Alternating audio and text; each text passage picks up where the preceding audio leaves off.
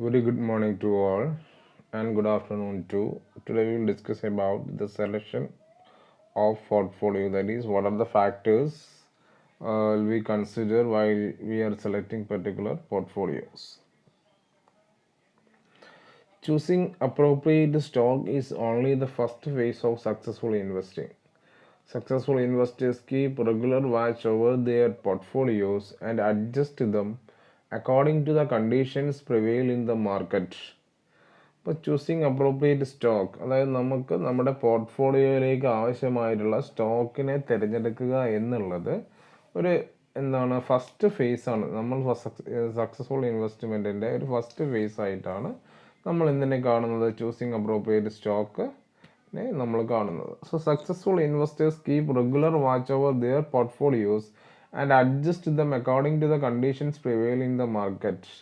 So, as a successful investor, every person or every investors would like to watch their portfolios and they have to adjust the according to the conditions prevailing in the market conditions അനുസരിച്ചിട്ട് അവരെന്ത് ചെയ്യും, അവരുടെ portfolio ഇപ്പോൾ ആദ്യം add ചെയ്തിട്ടുള്ള portfolio നല്ല performance ഉള്ള portfolio ചിലപ്പം കുറച്ച് കഴിഞ്ഞാൽ അതെന്താവാൻ സാധ്യതയുണ്ട്, അതിൻ്റെ പെർഫോമൻസിൽ മാറ്റം വരാൻ സാധ്യതയുണ്ട്. അപ്പോൾ അതൊക്കെ അഡ്ജസ്റ്റ് ചെയ്തിട്ട് അതിനെ റീപ്ലേസ് ചെയ്യാനുള്ളതിനെ റീപ്ലേസ് ചെയ്തിട്ട് അങ്ങനെ വാച്ച് ചെയ്യുന്ന ഒരാൾക്ക് മാത്രമേ എന്ത് ചെയ്യാൻ സാധിക്കുള്ളൂ, സക്സസ്ഫുൾ ഇൻവെസ്റ്റർ ആവാൻ സാധിക്കുകയുള്ളൂ.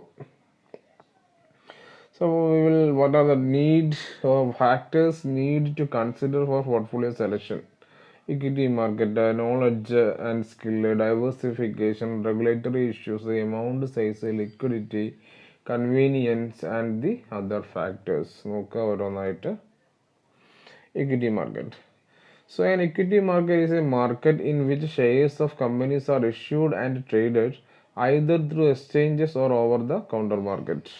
ഇപ്പോൾ ഇക്വിറ്റി മാർക്കറ്റ് എന്ന് പറഞ്ഞു കഴിഞ്ഞാൽ എന്താണ്, ഓവർ ദ കൗണ്ടർ മാർക്കറ്റിലൂടെയോ അല്ലെങ്കിൽ എക്സ്ചേഞ്ചിലൂടെയോ എന്ത് ചെയ്യുക, ഷെയറുകൾ ഓഫർ ചെയ്യുക. കമ്പനിയുടെ ഷെയറുകൾ ഇഷ്യൂ ചെയ്യുകയും ട്രേഡ് ചെയ്യുകയും ചെയ്യുന്ന മാർക്കറ്റിനെയാണ് നമ്മൾ എന്ത് പറയുന്നത്, ഇക്വിറ്റി മാർക്കറ്റ് എന്ന് പറയുന്നത്. So a typical dilemma for an investor today is whether to directly buy stocks or alternatively invest through the mutual fund. അപ്പോൾ ഒരു ഇൻവെസ്റ്ററെ സംബന്ധിച്ചിടത്തോളം അയാൾ ഫേസ് ചെയ്യുന്ന ഒരു കൺഫ്യൂഷൻ അല്ലെങ്കിൽ ഒരു ഡിലേമ എന്ന് പറയുന്നത് ഡയറക്റ്റ് ആയിട്ട് എന്ത് ചെയ്യണോ വാങ്ങണോ, അതല്ലെങ്കിൽ മ്യൂച്വൽ ഫണ്ടിലൂടെ എന്ത് ചെയ്യണോ ഇൻവെസ്റ്റ് ചെയ്യണോ എന്നുള്ളത്. So direct investment into stock is an active form of investment. അത് നമ്മളൊരു ആക്റ്റീവ് ഫോം ഓഫ് ഇൻവെസ്റ്റ്മെൻ്റ് ആണ്. പക്ഷേ മ്യൂച്വൽ ഫണ്ട് എന്തായിരിക്കും, ഒരു പാസീവ് ആയിരിക്കും അല്ലേ. അപ്പോൾ അത് പറയാം, mutual fund investing is a passive form of investing. അതായത് എന്താണ്, we hand over our money to the fund manager and he manages our money along with that of others. എന്നാണ് ബാക്കിയുള്ള ആളുകളുടെ പണം മാനേജ് ചെയ്യുന്നത് പോലെ നമ്മളുടെ ഫണ്ട് മാനേജർ, നമ്മൾ ഫണ്ട് എന്ത് ചെയ്യുന്നു, ആ ആളെ ഏൽപ്പിക്കുന്നു, ആ ആളാണ് എന്ത് ചെയ്യുന്നത്, മാനേജ് ചെയ്യുന്നത്. അതാണ് ഇവിടെയുള്ള ഒരു dilemma by whether an investor has to confused about whether he has to participate in active investing by purchasing the equity shares directly from the market or through he has to invest in mutual funds. അടുത്ത ഒരു criteria എന്ന് പറയുന്നത് എന്താണ്, knowledge and സ്കില്ലാണ്. Manage one's on portfolio requires a sufficient level of knowledge and expertise. So portfolio managers sift through lots of research every day. So to be successful portfolio manager, you must have a mind built for that kind of an analysis. ഇപ്പം managers once on portfolio, അതായത് നമ്മുടെ തന്നെ portfolio തന്നെ നമുക്ക് manage ചെയ്യണമെന്നുണ്ടെങ്കിൽ അതിനെന്ത് വേണം, നമുക്കൊരു സഫീഷ്യൻറ്റ് ലെവൽ ഓഫ് നോളജ്, ചില നോളജും അതേപോലെ തന്നെ എക്സ്പെർട്ടൈസ്, നമ്മുടെ ഒരു എക്സ്പെർട്ടൈസ് തിങ്കിങ്ങും അതേപോലെ ഒരു ഒരു വിദഗ്ധമായിട്ടുള്ള ഒരു അറിവ് നമുക്ക് എന്തുണ്ട്, ആവശ്യമായിട്ടുണ്ട്. So portfolio managers sift through lots of research ഇവരുടെ, അവർ ഇതിലൂടെ കടന്നു പോകുന്ന ആളുകളാണ്, ഒരുപാട് റിസർച്ചിലൂടെ കടന്നു പോകുന്ന ആളുകളാണ്. അപ്പോൾ ആ രീതിയിൽ to be successful portfolio manager, ഒരു നല്ല പോർട്ട്ഫോളിയോ മാനേജർ ആവണമെന്നുണ്ടെങ്കിൽ you must have a mind build for that kind of അനാലിസിസിൽ പോർട്ട്ഫോളിയോ അനാലിസിസിനുള്ള ആ ഒരു മൈൻഡ് സെറ്റ് ആർക്ക് വേണം, നമ്മൾക്ക് വേണം.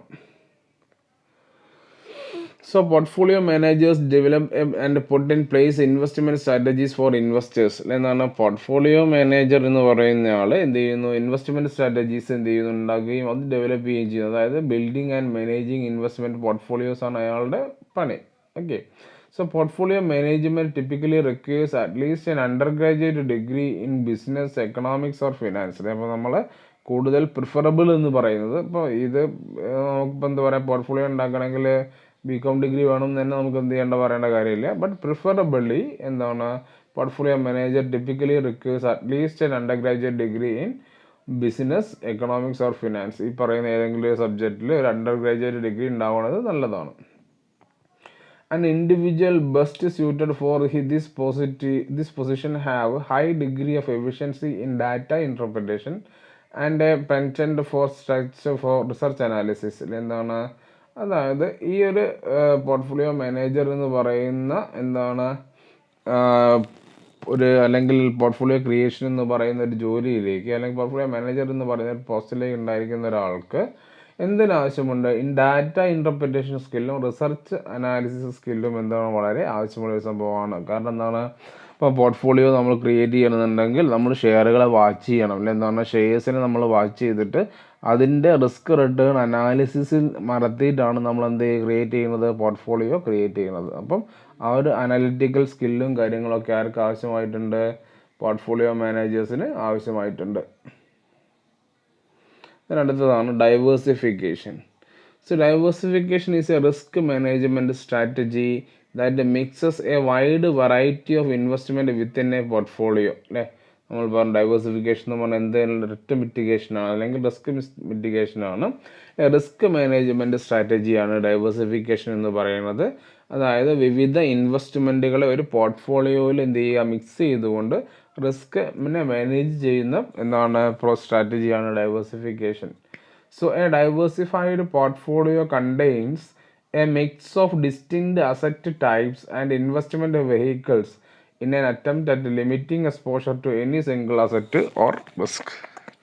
അതായത് ഡൈവേഴ്സിഫൈഡ് പോർട്ട്ഫോളിയോ എന്ന് പറയുന്നത് മിക്സ് ഓഫ് ഡിസ്റ്റിൻക്ട് അസറ്റ്, വിവിധ അസറ്റ് ക്ലാസ്സുകളും അതേപോലെ ഇൻവെസ്റ്റ്മെൻറ്റ് വെഹിക്കിൾസും അടങ്ങിയിട്ടുള്ള ഒരു മിക്സ് ആണ്. It is an attempt at limiting exposure to any single asset or risk. അതായത് റിസ്ക് കുറയ്ക്കുക എന്നുള്ള ഉദ്ദേശത്തോട് കൂടിയിട്ട് ഉള്ള മിക്സ് ആയിട്ടുള്ള അസറ്റ് ടൈപ്പും ഇൻവെസ്റ്റ്മെൻറ്റ് വെഹിക്കിളും അടങ്ങിയിട്ടുള്ളൊരു ഒരു മിക്സ് ആണ് ഡൈവേഴ്സിഫൈഡ് പോർട്ട്ഫോളിയോ എന്ന് പറയുന്നത്. And the rational behind this technique is that A portfolio consisted of different kinds of asset will on an average yield higher long-term returns and lower the risk of any individual holding or security. അതായത് ഇതിൻ്റെ പിന്നിലുള്ള ഒരു technique, അതായത് എന്തുകൊണ്ട് diversification ചെയ്യുന്നു എന്ന് പറയുന്നതിൻ്റെ ഒരു യുക്തി എന്ന് പറയുന്നത് ഡിഫറെൻറ്റ് കൈൻഡ്സ് ഓഫ് അസറ്റ് കൊണ്ട് ഉള്ള ഒരു പോർട്ട്ഫോളിയോ എന്ന് പറയുന്നത് അതിന് ഒരു average higher long term return ഉണ്ടാവും. അതിൻ്റെ yield ഒരു average higher long term return ആയിരിക്കും. എന്തിനേക്കാളും കൂടുതലായിരിക്കും അത് ഏതൊരു ഇൻഡിവിജ്വൽ സെക്യൂരിറ്റി ഹോൾഡിങ്ങോ അല്ലെങ്കിൽ അതൊരു ഇൻഡിവിജ്വൽ സെക്യൂരിറ്റി കൊടുക്കുന്നതിനേക്കാളും കൂടുതൽ ഹയർ ലോങ് ടേം റിട്ടേൺ ഒരു ആവറേജിനായി കൊടുക്കും. ഈ പോർട്ട്ഫോളിയോക്ക് എന്ത് ചെയ്യാൻ പറ്റും, കൊടുക്കുവാൻ സാധിക്കും എന്നുള്ള യുക്തിൻ്റെ അടിസ്ഥാനത്തിലാണ് നമ്മൾ ചെയ്യുന്നത്, ഡൈവേഴ്സിഫിക്കേഷൻ ചെയ്യുന്നത്. നമുക്ക് ബോൺസ് ഉണ്ട്, ഇവിടെ ബോണ്ട് ഓഫ് ഹൈ ഹീൽഡ് ഉണ്ട്, ബോൺസ് അതായത് ടാക്സ് കൊടുക്കേണ്ടാത്ത money market instrument, international stock, domestic stocks. Okay, so ഇതാണ് ഡൈവേഴ്സിഫൈഡ് പോർട്ട്ഫോളിയോയുടെ കോമ്പണൻസ് ആണ്. റെഗുലേറ്ററി ഇഷ്യൂസ് നോക്കുക. Mutual funds are bound by certain regulations which may sometimes be the hindrance to the performance of the fund. Mutual ഫണ്ടുകൾക്കൊക്കെ ഒരുപാട് regulations ഉണ്ട്, SEBI guide ലൈൻസും കാര്യങ്ങളൊക്കെ ഉണ്ട്. So അതുകൊണ്ട് തന്നെ therefore if we are great opportunity to invest in mutual fund would be restricted to invest only a certain amount in it and the balance may have to be invested in the comparatively lesser performing stocks. അപ്പോൾ നമുക്ക് mutual ഫണ്ടിന് നമ്മൾ പറഞ്ഞ ഒരുപാട് regulations ഉണ്ട്. അപ്പോൾ ആ regulations ഉള്ളത് കൊണ്ട് തന്നെ നമുക്ക് മ്യൂച്വൽ ഫണ്ടിൽ ഇൻവെസ്റ്റ് ചെയ്യാനുള്ള ഒരു ഓപ്പർച്യൂണിറ്റി നമ്മൾ റെസ്ട്രിക്റ്റഡ് ആണ്. കാരണം മുഴുവൻ എമൗണ്ട് നമുക്ക് അതിൽ ഇൻവെസ്റ്റ് ചെയ്യാൻ പറ്റില്ല. കാരണം അതിന് റെഗുലേഷൻ ഉള്ളത് കൊണ്ട് തന്നെ ആ റെഗുലേഷൻ കഴിഞ്ഞിട്ടുള്ള എമൗണ്ട് നമ്മൾ എന്ത് ചെയ്യണം, ലെസർ മ്യൂച്വൽ ഫണ്ടിനെക്കാട്ടിലും കുറഞ്ഞ പെർഫോമൻസ് ഉള്ള സ്റ്റോക്കിൽ നമ്മൾ എന്ത് ചെയ്യേണ്ടി വരും, ഇൻവെസ്റ്റ് ചെയ്യേണ്ടി വരും. അതാണ് റെഗുലേറ്ററി ഇഷ്യൂ ഒരു ഘടകമാണ്. എമൗണ്ട് സൈസ് എന്താണ് invest in equity shares requires എന്താണ് fairly large amount of money എന്താണ് ഇക്വിറ്റി ഷെയറിലാണ് നമ്മൾ ഇൻവെസ്റ്റ് ചെയ്യുന്നത് എങ്കിൽ ക്യാപിറ്റൽ കോൺട്രിബ്യൂഷൻ ആണ് എങ്കിൽ അതിന് ലാർജ് എമൗണ്ട് ഓഫ് മണി വേണം. പക്ഷേ on the other hand mutual fund allows to participate in the stock market even with a very small amount which could be not feasible in direct investing എന്താണ് direct ഇൻവെസ്റ്റിങ്ങിൽ possible അല്ലാത്ത അതേപോലെ എന്താണ് അല്ലെങ്കിൽ direct ഇൻവെസ്റ്റ്മെൻറ്റിൽ എന്തല്ലാത്ത possible അല്ലാത്ത ചെറിയ amount ഇപ്പോൾ 1,000 രൂപ മറ്റേ 1,000 രൂപ വെച്ച് നമുക്ക് വേണമെങ്കിൽ എന്താണ് മ്യൂച്വൽ ഫണ്ടിൽ ഇൻവെസ്റ്റ് ചെയ്യാം. പക്ഷേ നമുക്ക് ഷെയർ വാങ്ങുക എന്നല്ല പോസിബിൾ ആയിരിക്കില്ല. ഡയറക്റ്റ് ഇൻവെസ്റ്റ്മെൻറ്റ് അത്ര എന്തായിരിക്കില്ല പോസിബിൾ ആയിരിക്കില്ല. അതിന് എമൗണ്ട് സൈസ് എന്ത് ചെയ്യണം കൂടുതൽ വേണം. അടുത്താണ് liquidity. So investor must consider the objectives of liquidity എന്താണ് സ്വാഭാവികമായിട്ടും ഒരു ഇൻവെസ്റ്റർ കൺസിഡർ ചെയ്യുന്ന ഒരു ഒബ്ജക്റ്റീവാണ് liquidity. So liquidity refers to the ease with which an asset or security can be converted into ready cash without affecting its market price. അതായത് liquidity എന്ന് പറഞ്ഞാൽ എന്താണെന്ന് നമുക്ക് അറിയുന്ന കാര്യം തന്നെയാണ് അല്ലെ. ഒരു അസറ്റിൻ്റെ മാർക്കറ്റ് പ്രൈസിനെ എഫക്റ്റ് ചെയ്യാതെ അതിനെ ക്യാഷാക്കി മാറ്റാനുള്ള എന്താണ് ഈസിനെസ്സിനെയാണ് നമ്മൾ എന്താണ് ഉദ്ദേശിക്കുന്നത് ലിക്വിഡിറ്റി എന്ന് പറയുന്നത്. So liquidity is an important term to understand in investing and it describes the ability to exchange an asset for cash. എന്താണ് അസറ്റിൻ്റെ എന്താണ് എബിലിറ്റി എന്താണ് ക്യാഷിനെ എന്ത് ചെയ്യാനുള്ള എക്സ്ചേഞ്ച് ചെയ്യാനുള്ള എബിലിറ്റിയാണ്. ആൻഡ് നോൺ ആസ് എന്ന liquid asset these possession can be turned into cash quickly. അതായത് ഈ ലിക്വിഡ് അസറ്റ് നമ്മൾ പറയുമ്പോൾ അതിൻ്റെ അർത്ഥം എന്താണ് നമുക്ക് എന്ത് ചെയ്യാൻ പറ്റും പെട്ടെന്ന് തന്നെ ആ ലിക്വിഡ് അസറ്റ് നമുക്ക് എന്താക്കി മാറ്റാൻ പറ്റും ക്യാഷാക്കി മാറ്റുവാൻ സാധിക്കും. അപ്പോൾ ലിക്വിഡിറ്റിയും കൂടി നമ്മൾ എന്ത് ചെയ്യണം കൺസിഡർ ചെയ്യണം. Convenience and importance should also be given to the convenience in dealing stocks and bonds for taking a decision on portfolio. അതായത് apart from the being easier to monitor, the mutual funds are relatively easier to manage compared to equity investment.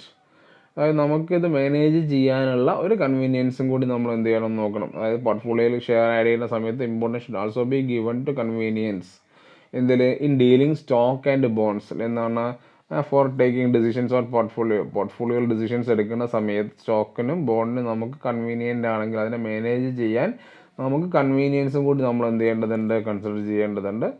അതായത് ഈ mutual ഫണ്ടാണ് കുറച്ചും കൂടി എന്താണ് ഈ direct ഇൻവെസ്റ്റ്മെൻറ്റിനെക്കാളും equity ഇൻവെസ്റ്റ്മെൻറ്റിനെക്കാളും കുറച്ചും കൂടി നമുക്ക് കൺട്രോൾ ചെയ്യാൻ പറ്റുന്നത് എന്താണ് മ്യൂച്വൽ ഫണ്ടാണ്. ഇത് അതർ ഫാക്ടേഴ്സ് എന്ന് പറയുന്ന adequate size of enterprise, sufficient strong financial conditions, അതേപോലെ earning stability, dividend records, earnings growth, ഈ കാര്യങ്ങളൊക്കെ ഇതിന് എന്താണ് നമ്മൾ അതർ ഫാക്ടേഴ്സ് ഓഫ് പോർട്ട്ഫോളിയോ സെലക്ഷനാണ്. ഈ കാര്യങ്ങളൊക്കെ നമ്മൾ എന്ത് ചെയ്യേണ്ടതുണ്ട് പരിഗണിക്കേണ്ടതുണ്ട്. And the portfolio unset investment goal, time horizon and risk, income and liquidity ഒക്കെ നമ്മൾ എന്ത് ചെയ്യുന്നു സെറ്റ് ചെയ്യുന്നു. Then develop an asset allocation strategy, നമ്മളൊരു അസറ്റ് അലോക്കേഷൻ സ്ട്രാറ്റജി എന്ത് ചെയ്യുന്നു ഡെവലപ്പ് ചെയ്യുന്നു. ആൻഡ് എന്താണ് പോർട്ട്ഫോളിയോ എന്താണ് structure and evaluate the optimise and account investment plan and scenario and options. ഈ പറയുന്ന പോളിസീനെ അസറ്റ് പ്ലാൻസിനൊക്കെ നമ്മൾ എന്ത് ചെയ്യുന്നു ഇവാലുവേറ്റ് ചെയ്യുന്നു. Okay, then review the investment goals and modify portfolio if necessary. അല്ലെ അതിന് ശേഷം അത് ഇംപ്ലിമെൻറ്റ് ചെയ്തതിന് ശേഷം റിവ്യൂ എന്ത് ചെയ്യുക നമ്മൾ ചെയ്യുക. അതിനാവശ്യമുള്ള മാറ്റങ്ങൾ വരുത്തണമെങ്കിൽ എന്ത് ചെയ്യുക മാറ്റങ്ങളൊക്കെ നമ്മൾ എന്ത് ചെയ്യുക വരുത്തുക. പിന്നെ ഈ ഒരു പ്രോസസ്സ് ഇങ്ങനെ തുറന്നുകൊണ്ടേ വരും. അതാണ് എന്ത് portfolio. And if you have any doubt regarding the session, you can ask. Thank you.